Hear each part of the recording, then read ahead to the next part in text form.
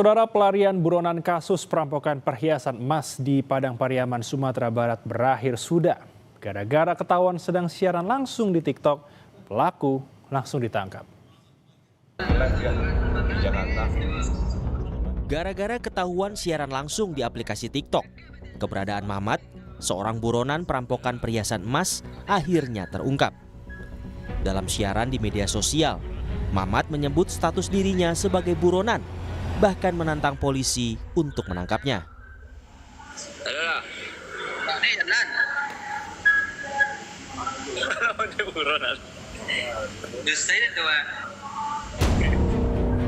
Dari video live ini, polisi pun dengan mudah menemukan lokasi persembunyian pelaku.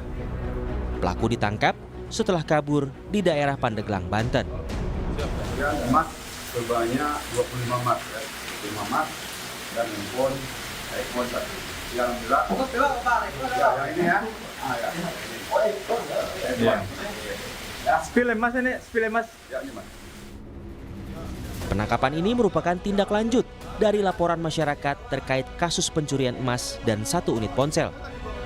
Dari penggeledahan, petugas mendapatkan emas seberat 25 gram yang belum sempat dijual pelaku. Rio Johannes, Kompas TV, Padang, Sumatera Barat.